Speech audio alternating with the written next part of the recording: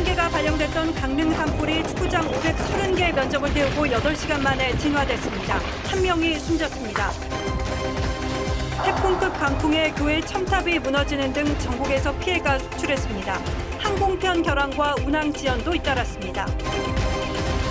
대장동 50억 클럽 의혹을 수사하는 검찰이 호반건설 등을 압수수색했습니다. 곽상도 전 의원 부자를 상대로 재수사에 나선 것으로 곽 전 의원에 내려졌던 무죄가 뒤집힐지 관심입니다. 윤석열 대통령이 법권을 행사한 양곡관리법을 두고 농림부 장관과 야당 의원이 충돌했습니다. 민주당이 농림부 장관을 향해 거짓말 장관이라고 해 장관이 발끈했습니다. 중국에서 대규모 황사가 발생해 베이징의 공기오염 수치가 최악을 기록했습니다. 중국발 황사는 오늘 밤 수도권에, 내일은 전국에 영향을 줄 것으로 전망됐습니다. 계속되는 복권 조작설에 복권 추첨이 이뤄지는 시스템실이 21년 만에 처음으로 공개됐습니다. 로또 추첨 전까지 어떤 절차가 거쳐지는지 알아봤습니다. 온난화 여파로 얼음 활주로가 녹아버린 남극 장보고 기지 모습 단독 취재했습니다. 기지 앞바다 해빙 일수는 8년 전에 비해 2배 이상 늘었습니다.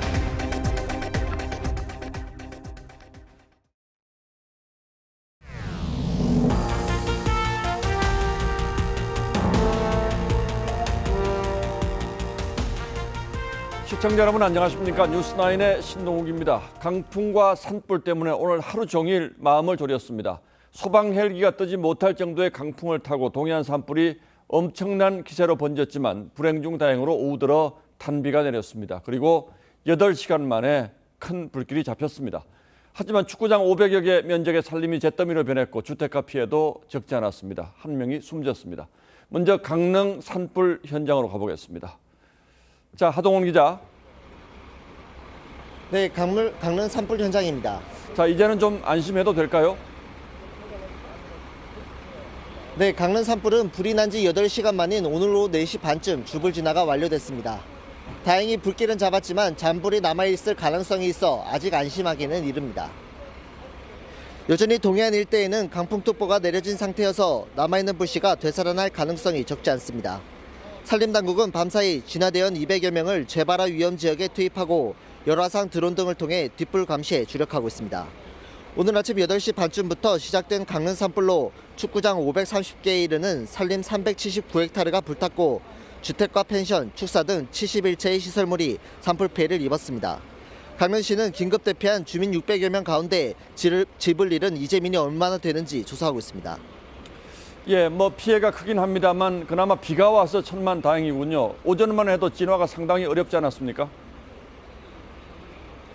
네, 그렇습니다. 오늘 아침 강릉에는 순간 최대 초속 30m에 이르는 강풍이 불면서 진화 작업에 애를 먹었는데요. 특히 상공에는 초속 60m에 이르는 강풍이 불면서 초대형 진화 헬기가 뜨지 못하는 상황도 벌어졌습니다. 산림당국은 산불 대응 3단계를 발령하고 진화대원을 중심으로 지상 진화에 주력하며 산불과 사투를 벌였습니다. 오후 2시 40분 들어서는 초속 16m 정도로 잦아들면서 초대형 헬기 한 대와 대형 헬기 3대를 산불 진화에 투입하면서 진화 작업이 활기를 띠기 시작했습니다. 게다가 오후 3시 반부터 30분 동안 5mm 안팎의 소나기가 산불 현장에 쏟아지면서 진화율이 빠르게 올라갔고 결국 산불 발생 8시간 만인 오후 4시 반 주불 진화가 완료됐습니다. 강릉 산불 현장에서 TV조선 하동훈입니다. 예, 현장에서 하동원 기자도 수고 많았습니다. 비가 내리기 전까지만 해도 산불이 어디로 얼마나 번질지 예상하기 어려웠습니다. 초대형 산불로 커지지 않을까 하는 우려도 적지 않았습니다. 불씨가 초속 30m의 강풍을 타고 산과 마을 바닷가로 날아다녔습니다. 최초 발화 지점에서 3.5km 떨어진 펜션까지 불길이 번지는데 단 30분밖에 걸리지 않았습니다. 그 긴박했던 상황을 이성훈 기자가 정리했습니다. 산 능선을 따라 불기둥이 치솟고 해안가는 검은 연기로 뒤덮였습니다. 산 아래 마을도 주택부터 차량, 펜션까지 화염에 휩싸였습니다. 날아든 불씨에 불길이 옮겨붙은 것입니다.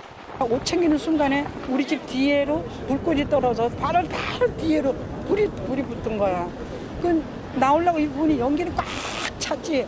사방에 돌아가면서. 오늘 강릉 남곡동에서 시작된 산불은 초속 30m의 태풍급 강풍을 타고 빠르게 번졌습니다. 불씨가 사방으로 날아다니면서 산불은 삽시간에 번졌습니다. 강한 바람에 불씨가 날아들면서 이렇게 주택 곳곳이 불탔습니다. 불씨는 30분 만에 최초 발화 지점인 남곡동에서 3.5km 떨어진 안현동 펜션 단지를 덮쳤고 2시간도 안 돼 8.8km 떨어진 해안가 인근까지 불길이 이어졌습니다. 불이 골프장인 데서 날아오고 이 뒤에서 날아오고 그래갖고는 뭐 쫓겨나왔지. 강풍에 날아다니는 불씨 때문에 오전 한때 진화 작업은 제자리 걸음이었습니다.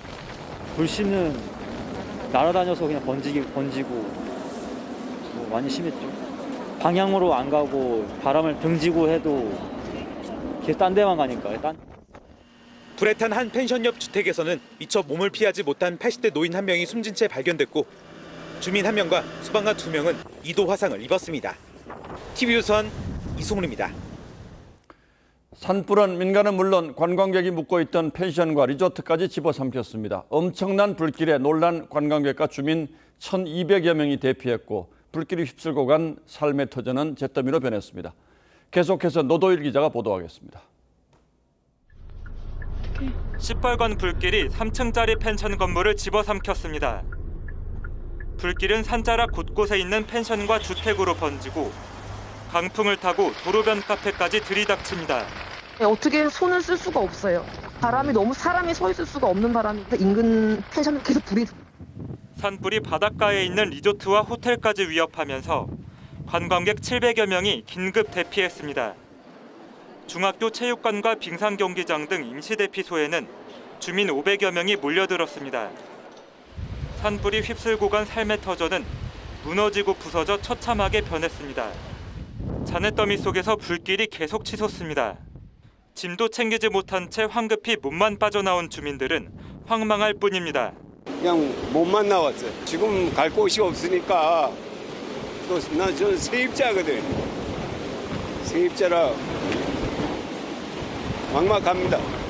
몸은 피했지만 생계를 이어주던 펜션이 잿더미로 변하면서 관광객을 기대했던 꿈은 물거품이 돼버렸습니다. 주변의 목조주택들은 거의 다 전소됐습니다.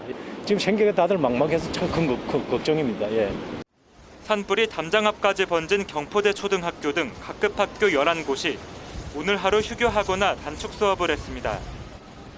강풍을 타고 휘몰아친 산불에 한순간에 삶의 터전과 일상을 빼앗기고 말았습니다. TV조선 노도일입니다.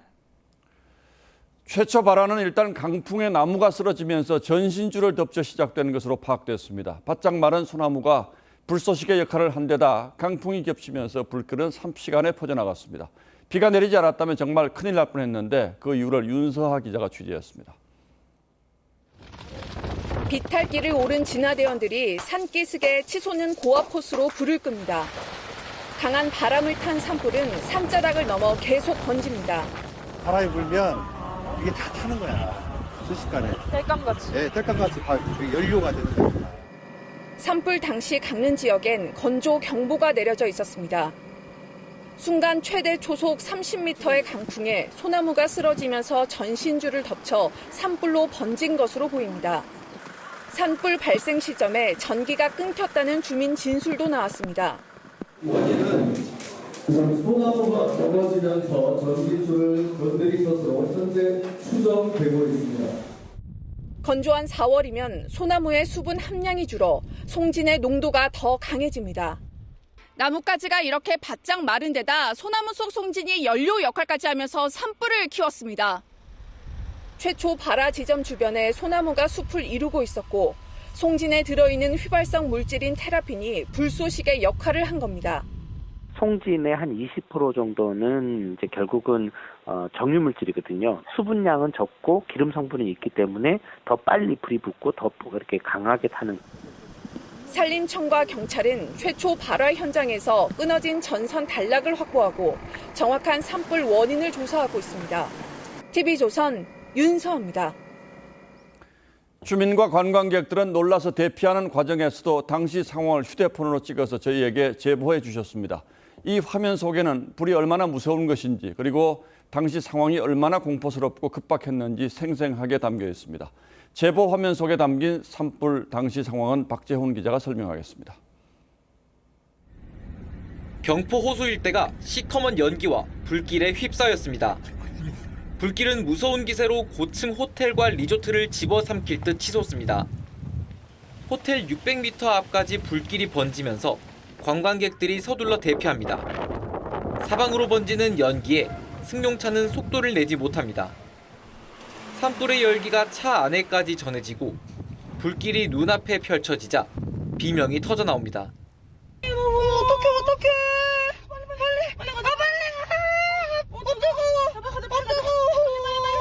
빨리. 왜 안 가? 일부 주민들은 옥상에 올라가 호스로 물을 뿌리고 양동이로 물을 나누며 산불과 사투를 벌였습니다. 불바다로 변한 뒷마당을 지키던 집주인은 불길의 기세에 한숨을 내쉽니다. 삽 한 자루로 불길을 막아서던 한 주민은 결국 진화대원 안내를 받고 몸을 피합니다. 나가셔야 돼요. 단층짜리 한옥은 불길에 완전히 잡아먹혔고 근처에 주차된 차량 2대는 시꺼먼 연기를 내뿜으며 뼈대만 남은 채 불에 탔습니다. 펜션 뒤편으로 불이 산비탈을 타고 올라가자 주민들이 산 위로 올라가 근처의 나뭇가지들을 서둘러 치우며 불길을 저지합니다. 국가지정 보물인 경포대도 산불이 접근했습니다. 문화재청 직원들이 서둘러 현판을 안전한 곳으로 옮겼습니다. 소방당국이 방화선을 구축해 경포대는 지켜냈지만 강원도 유형문화재인 방해정과 금란정이 일부 소실됐고 조계종 사찰인 경포 인월산은 산불에 완전히 불탔습니다. TV조선 박재훈입니다. 태풍급의 강풍이 몰아치면서 수도권 곳곳에서도 가로수가 쓰러지고 교회 첨탑이 부러지는 등의 피해가 잇따랐습니다. 항공편 결항도 속출했습니다. 전국의 피해 상황은 박한솔 기자가 정리했습니다. 강풍에 꺾인 첨탑이 3층 높이 교회 위에 아슬아슬 걸려 있습니다. 언제 떨어질지 모르는 위태로운 상황이 이어지면서 주변 지역은 출입이 통제됐습니다. 중랑천 산책길에선 나무와 가로등이 넘어졌습니다. 강풍에 나무는 물론 콘크리트로 밑을 고정해 놓은 가로등 3개도 연달아 쓰러졌습니다. 쓰러진 가로등이 전선을 건드리면서 주변 지역은 일시 통신장애가 생겼습니다. 나무가 전도되면서 그 광케이블에 묶여있던 가로등이 3개가 같이 넘어간 거예요. 끝나야지 아마 복구가. 강풍 피해 신고는 수도권에서만 60여 건이 넘습니다. 다른 지역도 강풍 피해가 이어졌습니다. 인천에선 도심 곳곳에서 간판이 떨어져 나갔고 화재가 난 강원도에서는 입간판이 쓰러지고 주유소 지붕이 무너져 내렸습니다. 강풍으로 인해 국내 항공편 8대가 결항되고 국제선도 도착 지연이 속출했습니다. 전국공항 출발 기준으로 8편 결항됐어요. 김포 하나, 제주 넷, 양양 셋.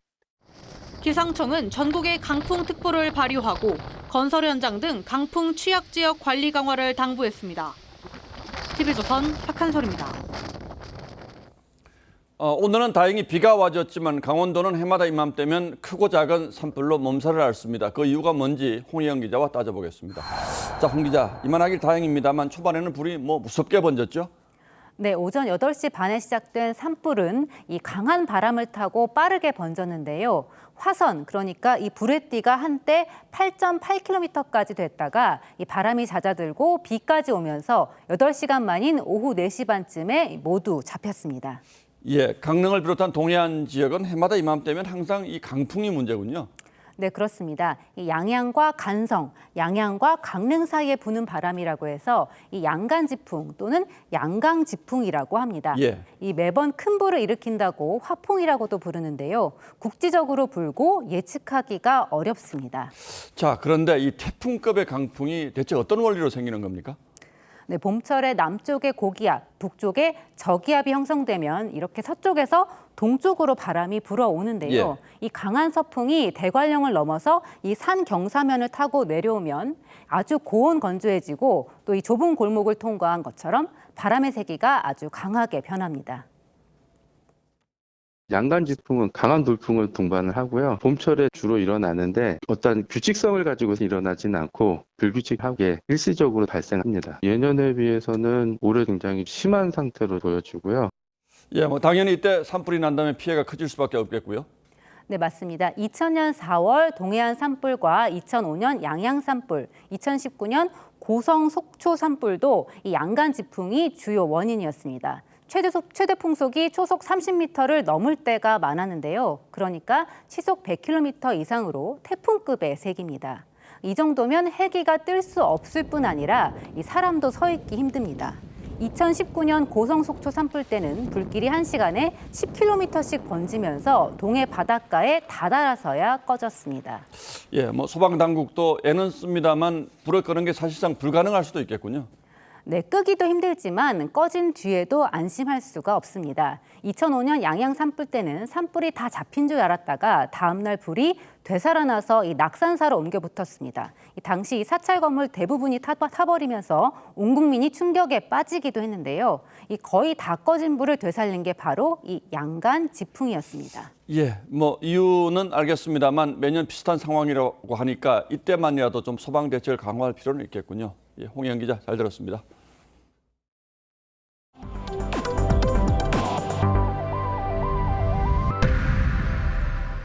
다음 뉴스입니다. 뉴욕타임스 보도로 촉발된 미 정보기관의 대통령실 도감청 의혹은 이제 수습 국면으로 접어드는 분위기입니다.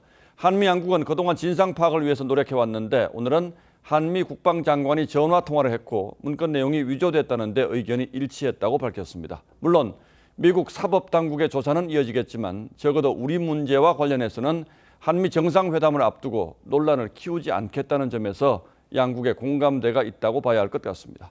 황선영 기자가 보도합니다. 미국 오스틴 국방장관이 오늘 오전 이종섭 국방장관에게 전화를 걸어 문건 유출 보도와 관련해 설명했습니다. 두 장관은 공개된 정보의 상당수가 위조됐다는데 의견이 일치했다는 입장을 냈습니다. 문건에 무기 지원 관련 내용이 있어 국방장관들이 나선 건데 대통령실은 이번 일이 한미동맹 변수가 될 수 없다는 점도 분명히 했습니다. One, our commitment to the ROK is ironclad. They are one of our most important partners in the region. 정상회담 의제 조율을 위해 오늘 워싱턴으로 출국한 김태효 국가안보실 1차장은 현지에서 미 당국자들과 만나 이번 논란을 매듭지을 것으로 보입니다. 공개된 정보의 상당수가 위조되었다. 법무부를 통해서 경위 그리고 배후 세력을 찾아내기 시작할 것이고. 대통령실은 용산 이전으로 보안 문제가 생겼다는 야당의 주장에 대해 허위 네거티브 국민 선동이자 한미 동맹을 흔드는 자해 행위라며 유감의 뜻도 밝혔습니다. 다만 우방국 간에도 상호 감청이 이뤄지고 있는 현실을 감안하면 정상회담을 앞둔 한미 양국이 적극 수습에 나선 거란 분석도 나옵니다. TV조선 황선영입니다. 그러나 민주당 이재명 대표는 미국의 우리 대통령실 도감청 의혹은 한미 동맹을 훼손한 매우 실망스러운 사건이라고 비판했습니다. 미국 정부가 사과할 필요도 있다고 했습니다. 오늘 취임 후 처음으로 외신 기자들과 간담회를 가졌는데 측근들이 여러 명 사망했는데 위험한 인물 아니냐는 질문도 나왔습니다. 이 질문에 이 대표가 뭐라고 반응했을까요? 신유만 기자가 취재했습니다. 민주당 이재명 대표가 외신 기자들이 모인 회견장으로 들어섭니다. 이 대표는 한미 동맹을 강조하면서도 CIA의 용산 대통령실 도감청 가능성을 배제하기 어렵다며 미국 정부를 비판했습니다. 한미 동맹을 훼손하는 매우 실망스러운 사태다. 사실이라면 재발 방지와 또 미국 정부의 사과 그리고 우리 정부의 도청 방지를 위한 노력이 우리 정부를 향해선 강제동원 제3자 변제안을 철회하라고 했고 후쿠시마 오염수 방류 문제에 대해서는 일본의 책임 있는 조치가 우선돼야 한다고 주장했습니다. 물잔의 절반을 일본이 채워줄 것으로 기대하고 물잔의 절반을 채워서 제시했는데 그 물잔은 결국 엎어지고 말았습니다. 외신 기자들은 이 대표의 사법 리스크에 대한 질문도 쏟아냈는데 이 대표는 기존 해명을 반복하면서도 난감한 표정도 지었습니다. 5 persons close to you have died. Are you, Lee Jae-myung, a dangerous man to know? Thank you. 저는 그들의 사망에 대해서 어떤 영향도 미칠 수 없는 상태입니다. 더 이상 이런 일들이 벌어지지 않기를 바랍니다. 검찰 수사에 대한 입장을 묻는 일본 언론의 질문에는 민망한 표정으로 수치스럽다고도 했습니다. 홍남시장 사셨을 때 다른 사건 관련해서 좀 취소된. 외신 기자회견에서 이런 질문과 답을 해야 된다는 사실이 참으로 수치스럽다고나 할까? 좀 그렇습니다. TV조선 신유만입니다. 민주당은 대통령 집무실을 용산으로 무리하게 이전하면서 보안 문제가 발생했다고 주장하지만 대통령실은 청와대보다 오히려 지금의 집무실이 더 안전하다는 입장입니다. 어느 쪽의 주장이 더 신빙성이 있는지 저희가 두 곳을 세밀하게 비교해 봤습니다. 직접 보고 냉정하게 판단하시기 바랍니다. 윤동빈 기자입니다. 제가 지금 서 있는 곳은 청와대 경내 잔디밭으로 대통령 전용 헬기 탑승장으로 사용됐던 곳입니다. 이곳 바로 밑에 국가안전보장회의, NSC가 열렸던 위기관리센터, 일명 청와대 벙커가 있습니다. 좀 더 멀리서 보시겠습니다. 청와대 본관에선 약 300m 떨어져 있고 참모진들이 근무했던 여민 3관이 옆에 있습니다. 지하 벙커라고는 하지만 사실상 돌출된 구릉지 안을 파내서 만든 반지하 형태입니다. 벙커 위로 건물도 없이 확 트인 공간이다 보니 EMP, 즉 전자기파 공격에 취약합니다. 벙커 안으로 들어가 보겠습니다. 박정희 정부 시절인 1975년 방공 대피시설로 만들어져 장소가 좁고 전자기파 공격을 막을 방호벽도 없습니다. 이제 용산 대통령실로 가보겠습니다. 2003년부터 국방부 청사로 사용됐던 이 건물 밑에는 지하 3층 깊이의 벙커가 있습니다. 애초에 전쟁 지휘 시설로 만들어져 2m가 넘는 두께의 콘크리트로 외벽을 감쌌고 회의실은 전자기파 공격을 방어할 수 있는 두꺼운 철벽과 철문으로 둘러싸여 있습니다. 방사능 차단과 공기 정화 시스템을 갖췄고 진도 8의 강진에도 버틸 수 있도록 내진 설계가 돼 있습니다. 오히려 대통령 비서실 지금 옮긴 데가 도감증이 훨씬 어렵다고 내가 알고 있는데요. 다만 국정원 출신 민주당 김병기 의원이 지적한 만큼 대통령실은 리모델링 과정에서 도청 장치가 유입됐을 가능성까지 점검 중인 것으로 알려졌습니다. TV조선 윤동빈입니다. 검찰이 이른바 대장동 50억 클럽 멤버로 거론됐다가 1심에서 무죄가 선고된 이 곽상도 전 의원 재수사에 착수했습니다. 대장동 사업 입찰 당시에 김만배 씨 컨소시엄과 경쟁한 호방건설 등을 압수수색했는데요. 어떤 배경이 있는 건지 주원진 기자가 설명드리겠습니다. 대장동 팀이 하나은행과 컨소시엄을 유지하게 해주고 아들 퇴직금 명목으로 50억 원을 받은 혐의로 기소됐던 곽상도 전 의원. 1심 법원은 곽 전 의원이 어떤 역할을 했는지 명확하지 않다는 취지로 뇌물죄는 무죄를 선고했습니다. 하나은행이 제가 발끝도 안 들였다는 얘기를 참고인들이 다 하고 있더라고요. 검찰은 증거 보강을 위해 호방건설과 부국증권 등을 압수수색했습니다. 두 업체는 대장동 사업 입찰 당시 산업은행과 컨소시엄을 이뤄서 하나은행과 손잡은 대장동 팀과 경쟁했습니다. 대장동 팀 남욱 변호사는 호방건설 회장이 하나은행 측에 예치한 자금을 모두 빼겠다며 컨소시엄 탈퇴 압박을 가한 것으로 안다고 진술한 것으로 전해집니다. 검찰은 곽 전 의원이 김만배 씨의 도움 요청을 받고 하나은행의 영향력을 행사해 컨소시엄 와해를 막아준 뒤 뇌물을 받은 것으로 의심합니다. 유동규 전 본부장도 재판에 나와 2013년 김만배 씨가 당시 수원지검장인 김수남 전 총장에게 전화해 이재명 대표 수사를 무마시켰다고 말했다고 증언했습니다. 당시 이 대표는 성남시장 선거에서 후보 단일화 대가로 시 사업자 선정에 특혜를 준 의혹으로 수사선상에 올라 있었습니다. 김 전 총장은 이에 대해 사실무근이라고 반박했습니다. TV조선 주원진입니다. 얼마 전 강남 학원가에서 마약 음료를 나눠준 사건이 발생해서 학부모들이 혼비백산했었죠. 이번에는 술 깨는 약입니다. 20대 남성이 한 식당에서 술 깨는 약이라면서 이 마약이 든 약을 처음 본 식당 고객에게 건넨 건데요. 남성은 현장에서 붙잡혔습니다. 당시 상황을 한지은 기자가 자세히 취재했습니다. 식당과 골목에서 여성이 어디론가 전화를 걸고 주변엔 남성이 서성거립니다. 잠시 뒤 경찰이 출동해 남성을 긴급 체포합니다. 28살 A씨가 음식점에서 처음 본 30대 여성에게 술 깨는 약이라며 마약이 든 알약을 건넨 혐의로 붙잡혔습니다. 낯선 사람이 준 알약을 수상하게 여긴 여성이 이를 먹지 않고 경찰에 신고한 겁니다. 여성의 신고로 경찰이 출동하자 A씨는 여성에게 건넸던 알약을 빼앗아 하수구에 버렸습니다. 간이 검사 결과 A씨 채모에선 마약 양성 반응이 나왔습니다. A씨가 건넨 알약에선 필로폰과 대마, 엑스터시 등 마약류 3종이 검출된 것으로 알려졌습니다. A씨는 경찰 조사에서 이번 달 초 SNS를 통해 던지기 수법으로 마약 알약 4개를 구입했다며 호기심에 다른 취객에게 알약을 건넨 것이라고 진술했습니다. 경찰은 A씨가 초범인 점을 고려해 불구속 상태로 조사 중입니다. 올 1월부터 2달간 수사기관에 적발된 마약 사범은 2,600명으로 지난해 같은 기간 1,960여 명에 비해 30% 넘게 증가했습니다. TV조선 한지은입니다. 스쿨존에서 음주운전 차량에 치여 숨진 9살 배승아 양의 발인이 엄수됐습니다.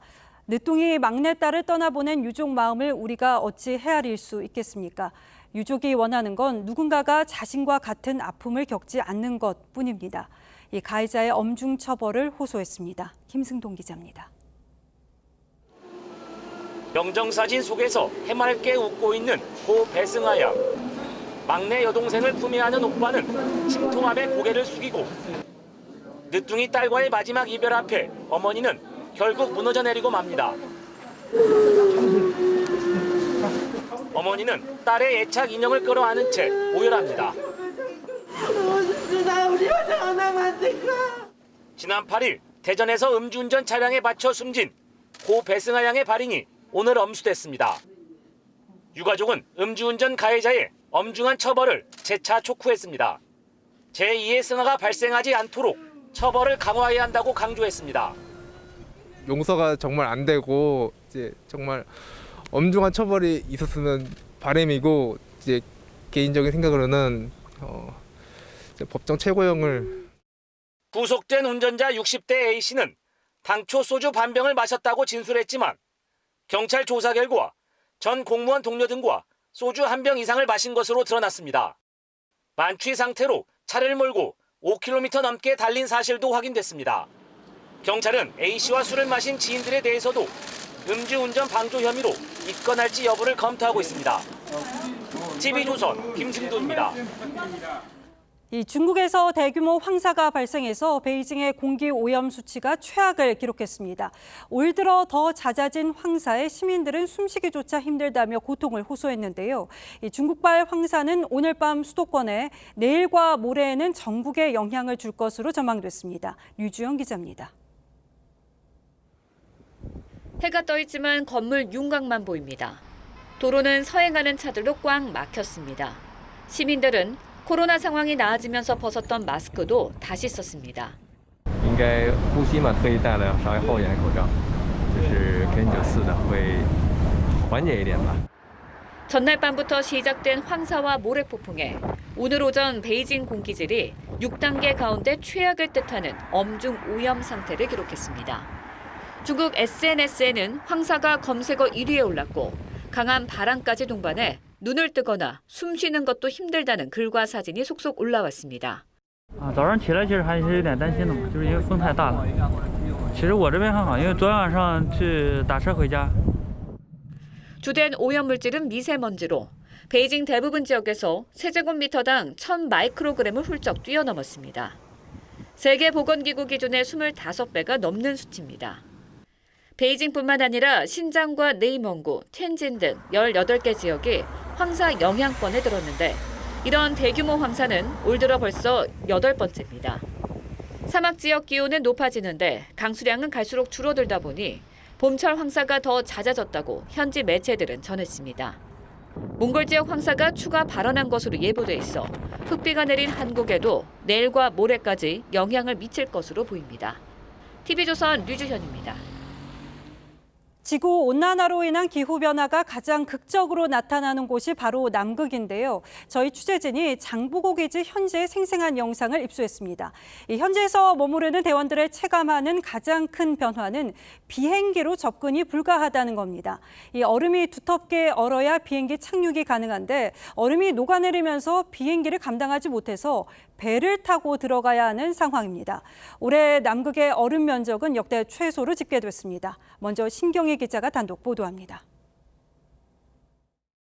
지난해 12월 남극 테라노바만에 위치한 장보고 과학기지.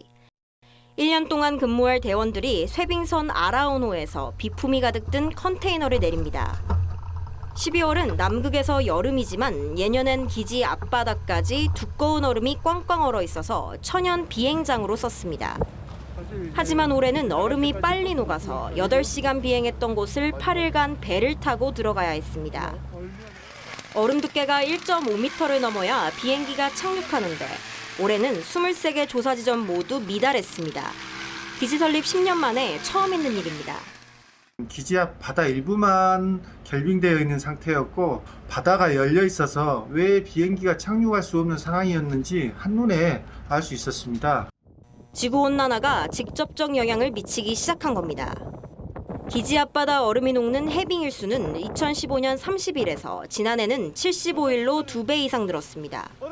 최근 남극 전체 얼음 면적은 관측이 시작된 1978년 이래 최소였습니다. 이 추세라면 앞으로 비행기로 기지를 오가는 건 불가능할 전망입니다. TV조선 신경입니다. 이 남극의 주인인 야생동물도 생활의 변화를 겪고 있습니다. 물범이나 펭귄은 본래 장보고 기지에서 먼 바다에서 생활했습니다. 하지만 올해는 얼음이 녹은 기지 앞까지 와서 기지 대원을 놀라게 했습니다. 또 번식을 해야 할 시기에 수영을 즐기는 모습이 포착되기도 했는데요. 계속해서 이태희 기자입니다. 물범 한 마리가 수면 위로 머리를 빼꼼히 내밀더니 바닷속을 유유히 헤엄쳐갑니다. 또 다른 물범은 가까이에 있는 사람들의 당황한 듯 얼음 위를 뒤뚱뒤뚱 미끄러져 갑니다. 지난해 12월 남극 장보고 기지 인근에서 포착된 물범들로 통통한 체형에 흰색 반점과 검고 큰 눈이 특징인 외델 물범입니다. 남극의 여름인 이 시기에 기지 인근에서 수영하는 물범이 포착된 건 이례적입니다.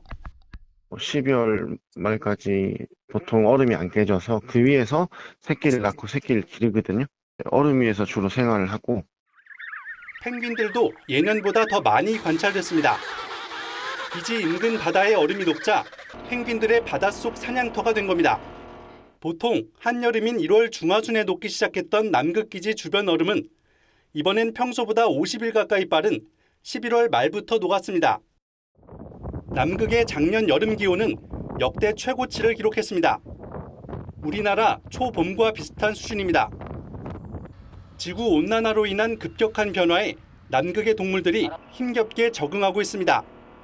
TV조선 이태희입니다. 한국은행이 현재 연 3.5%인 기준금리를 또 동결했습니다. 경기 침체 우려와 금융 불안이 커지고 있으니 일단 지켜보자는 겁니다. 시장에서는 금리 인하설이 나오는데 한 해는 선을 그었습니다. 정준영 기자입니다. 지난 2월 연 3.5%로 기준금리를 동결했던 한국은행 금융통화위원회가 이번에도 같은 선택을 했습니다. 지난달 물가 상승률이 4%대 초반까지 떨어지며 1년 만에 가장 낮았던 데다 미국 실리콘밸리은행 사태 등으로 금융 불안이 커지고 경기 침체 그림자까지 짙어지고 있기 때문입니다. 두 차례 연속 동결에 금리 인상 레이스가 사실상 끝났다는 분석도 나오지만 경기가 생각보다 쉽게 회복되지 않는다는 그런 상황이면 아마 올해 4분기 정도는 좀 인하 가능성. 한국은행은 과도한 기대라며 선을 그었습니다. 불확실성이 계속되는 한 3.75%로 인상할 가능성을 열어두자는 것이 5분의 의견이죠. 문제는 이번 금리 동결로 한미 간 금리 격차가 이어지고 더 벌어질 수도 있다는 겁니다. 이럴 경우 국내 자금이 빠져나가며 원화 가치는 더 하락할 가능성이 높아집니다. 여기에 지난해부터 가팔라진 고금리 여파가 앞으로 본격화될 예정이어서 가계와 기업의 부담도 가중된 상황. 실제로 기업 3곳 중 2곳은 수익을 못 내고 있고 부동산 시장 침체는 경제 뇌관으로 떠오르고 있습니다. 2~3배 정도 늘은 것 같아요. 대출을 받아서 집을 사는 일반적인 서민들한테는 아무래도 좀 많이 걸림돌이. 이런 가운데 한국은행은 올해 경제 성장률 전망치를 1.6% 아래로 또 낮췄습니다. 세계 경제는 상향 조정되는 상황에서 한국만 내수와 수출 부진 악화로 불황의 골이 더 깊어질 거란 우려가 커집니다. TV조선 정준영입니다. 계속되는 복권 추첨 조작설에 복권 추첨이 이뤄지는 시스템실이 21년 만에 처음으로 공개됐습니다. 경찰 참관하에 진행되는 로또 추첨 전 과정이 공개됐는데 조작이 가능할지 한번 살펴보시죠. 배상윤 기자입니다. 로또 추첨기와 공이 있는 보관실 앞. 방송사와 동행복권 측이 가진 봉인번호가 일치해야만 문을 열 수 있습니다. 봉인번호 확인하겠습니다. 1571. 1571 맞습니다. 1571 확인했습니다. 공개 확인했습니다. 장막을 걷자 로또 추첨기, 일명 비너스가 나오는데 고장 등에 대비해 총 3대가 준비됩니다. 추첨기와 공을 스튜디오로 옮기면 경찰과 참관인이 보는 가운데 검수 작업이 진행됩니다. 참관인이 무작위로 번호를 부르면 무게가 약 4g이 맞는지 확인해 공 무게 차이로 조작하는 걸 방지합니다. 7번입니다. 4.01. 이어 참관인이 참여하는 시험 추첨, 연습 추첨 2번을 거친 후에야 준비가 끝납니다. 경찰 공무원님이랑 다 짜고 먼저 추첨하고 그 결과를 가지고 당선고자 하는 거 아니야? 라고 의심할 수도 있어요. 그 결과, 그거에 대한 대답이 바로 자동으로 저장되어 있는 당첨번호를 보여주면 그거 답이 되겠죠? 네. 초록색 철문으로 굳게 닫힌 곳, 21년 만에 공개된 복권 시스템실입니다. 실시간으로 복권 판매 시각, 개수, 번호 등을 시스템실 등 5곳에 저장하는데 이 모두를 조작하는 건 불가능하다는 설명입니다. 저희가 즉각 복권위에 보고를 하고 추첨 처리는 바로 중단이 되게 돼 있습니다. 현재까지 저희는 그런 일이 한 번도 없었다는 것은. 토요일 저녁 8시에 로또 판매가 끝나면 인쇄 단말기도 일제히 작동을 멈추고 이후 서버와 연결이 끊기기 때문에 번호 발행 자체가 불가능합니다. TV조선 배상윤입니다. 다음 뉴스입니다. 오늘 국회에서는 윤석열 대통령이 거부권을 행사한 양곡관리법 개정안을 두고 야당 의원과 정황근 농림부 장관이 고성을 주고받으며 정면 충돌했습니다. 민주당이 대통령 거부권을 건의한 정 장관을 거짓말 장관이라며 집중 공격하자 정 장관도 치지 않고 맞서면서 감정적인 공방이 오갔습니다. 정민진 기자가 보도합니다. 여당 의원들은 야당의 일방적인 회의 소집부터 문제 삼았습니다. 내년 총선이라도 말이에요. 이런 식으로 하는 게 어딨어요? 안 나오니까 그렇죠. 회의가 시작되자 민주당이 정황근 농림부 장관이 대통령에게 허위 보고를 했다며 거짓말 장관이라고 공격하면서 공방이 벌어졌습니다. 분석한 일이 없는데 분석한 것처럼 말씀을 하시니까. 의원님, 이건 어린애들도 보고 있어요. 그렇다고 말씀을 막 하시면 안 되죠.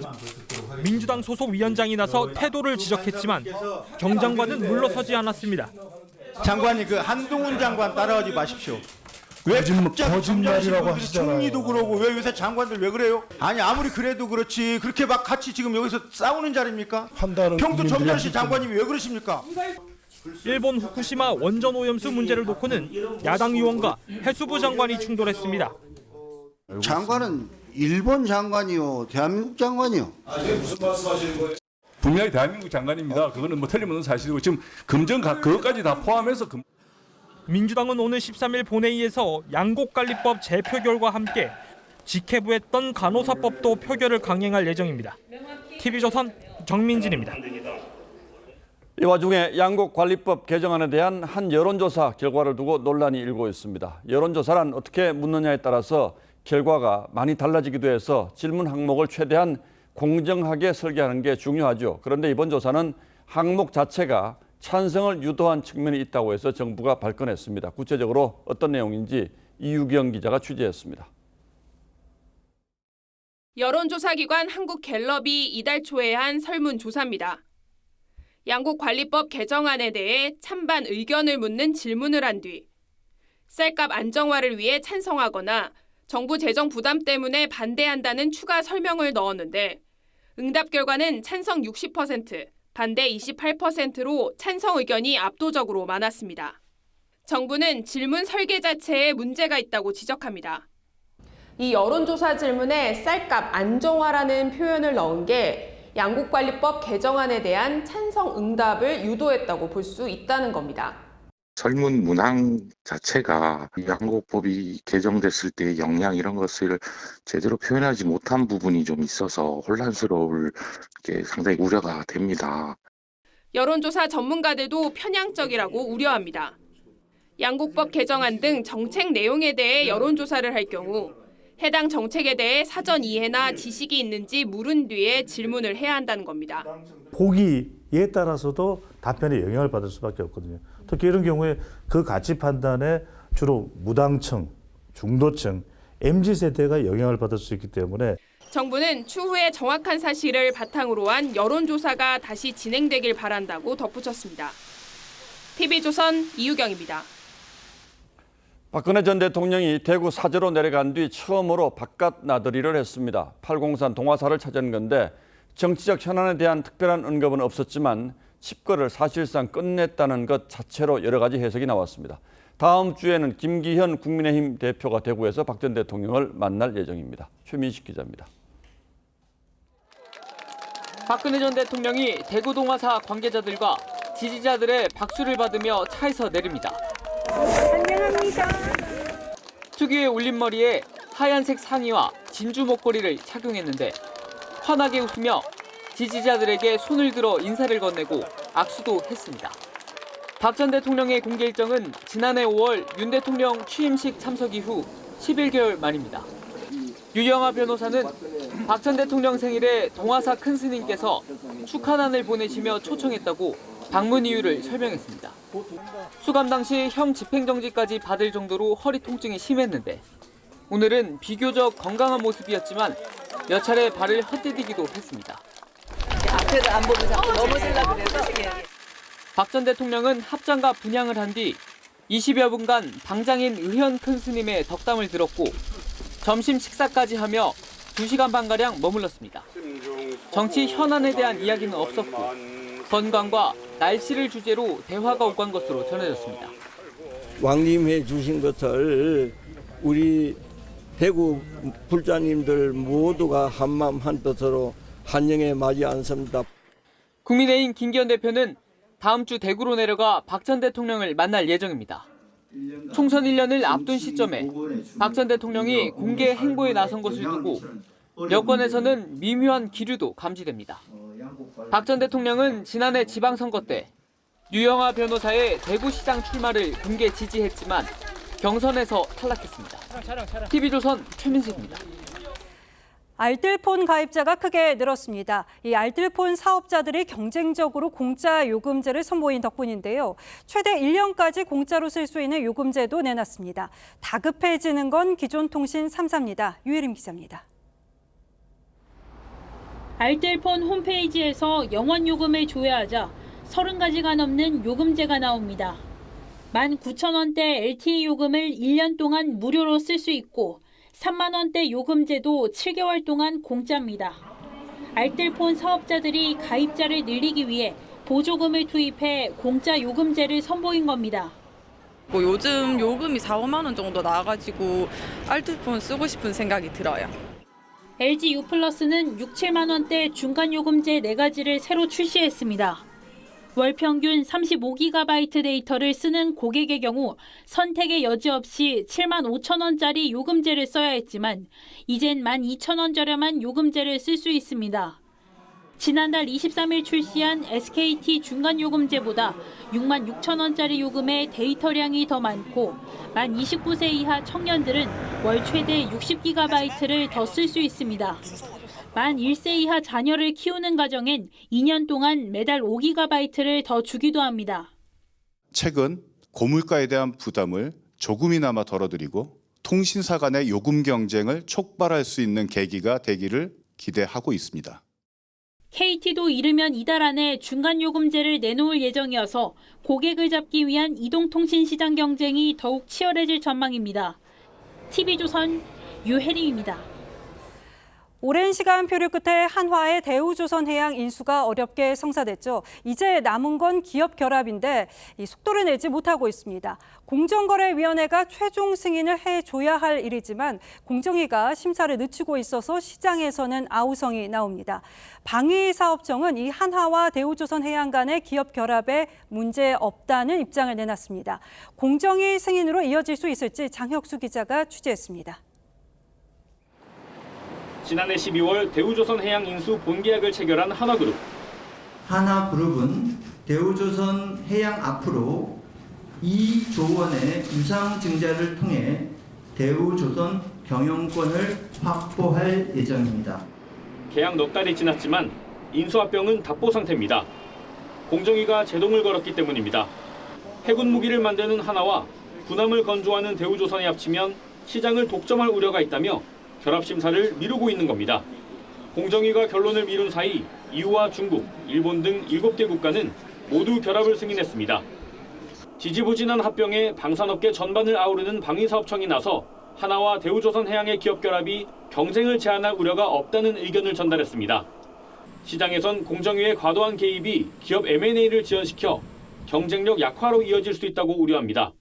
지금 공정거래위원회의 문제가 바로 그 점이에요. 경제적인 측면이 무시된다는 거지. 공정위는 대한항공과 아시아나항공의 기업 결합 심사도 1년이 지나서야 조건부 승인한 바 있습니다. 이로 인해 EU와 미국도 두 기업의 결합 승인을 미루고 있어 합병 여부도 불투명해진 상황입니다.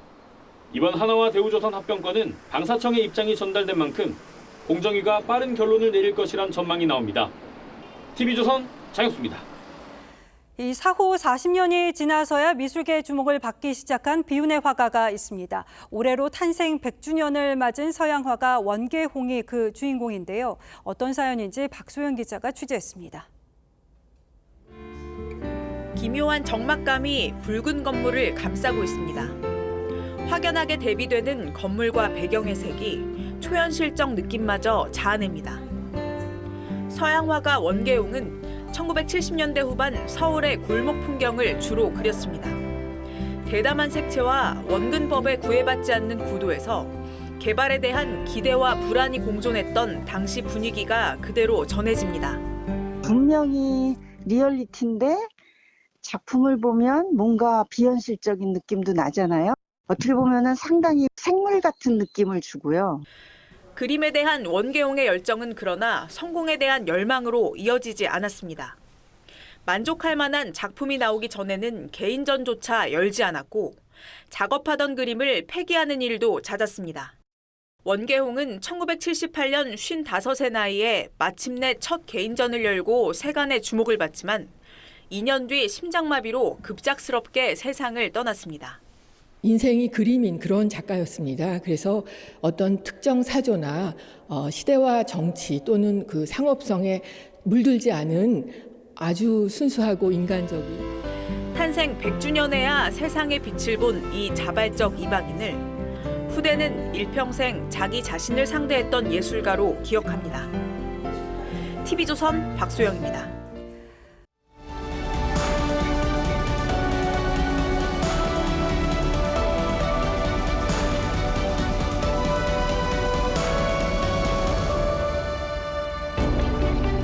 정치적 업무에 말려든 변호사가 목욕 가운 바람으로 도망칩니다. 국가안보국 요원들이 위성과 CCTV 영상을 보며 추적하죠. 그의 역습으로 정보기관들의 무차별 감시 행태가 드러납니다. 의회가 저걸 감시하는 사람들을 엄격하게 감시하겠다고 하자 변호사 아내가 비아냥됩니다. Well, who's gonna monitor the monitors of the monitors? 미 CIA 직원 스노든은 국가안보국이 한 달에 수십억 건씩 세계 각국 개인정보를 수집하는 실태를 폭로했습니다. No matter who you are, every day of your life you're sitting in a database just ready to be looked at. 그의 폭로로 35나라 정상들이 전화를 도청당했다는 사실이 드러났습니다. 메르켈 독일 총리의 도청은 10년 넘게 진행됐습니다. 한국을 포함한 38나라 주미대사관도 예외가 아니었죠. I want to know what they think about an issue. I'll pick up the phone and call them. rather than turning to surveillance. 하지만 그 뒤로도 다시 메르켈을 비롯한 우방국 도감청 폭로가 그치지 않았습니다. 이번에 미국의 감청 의혹을 보도한 뉴욕타임스가 동맹국들에겐 놀랍지도 않은 일이라고 할 만도 합니다. 아무리 그렇다고 하더라도 우리 국가안보실장과 대통령실 외교비서관의 민감한 대화 문건이 나온 건 충격적입니다. 사실이라면 엄연한 불법이자 심각한 주권 침해라고 할 수 있습니다. 거기에다 임박한 윤석열 대통령의 미국 국빈 방문에도 악영향을 미칠 수 있다는 걱정이 따르죠. 파문에도 불구하고 일단 정부는 사실관계 파악이 우선이라는 신중한 입장입니다. 한미 국방장관이 문건의 상당수가 위조됐다는 사실에 견해가 완전히 일치했다는 대통령실의 발표도 나왔습니다. 앞서 이스라엘과 프랑스도 감청 내용은 사실 무근이라고 공식 부인했습니다. 두 나라는 출처와 내용이 불확실한 정보는 언급하지 않겠다고 했습니다. 설사 사실이라고 해도 인정해서는 안 되는 것이 외교적인 선택일 거고요. 통신 감청이나 전파 탐지로 정보를 얻어내는 것을 시긴트라고 부릅니다. 정보통신 기술이 비약적으로 발전하면서 가장 효율적이고 광범한 정보 수집 수단으로 떠올랐죠. 미국을 비롯해서 5나라가 맺은 첩보동맹 파이브 아이즈도 주력이 감청입니다. 웬만한 나라치고 감청을 하지 않는 곳이 드물다는 건 공공연한 비밀이자 냉엄한 현실입니다. 그렇다고 정부가 질에 약한 모습을 보이는 것 또한 하책일 겁니다. 감정적 대응은 삼가되 단호한 입장을 전해서 명분과 실리를 함께 추구하는 것이 슬기롭지 않겠습니까? 야당도 안보 참사라고만 몰아붙이는 게 과연 온당한지 돌아봐줬으면 합니다. 4월 11일 앵커의 시선은 정보전쟁 시대의 동맹이었습니다.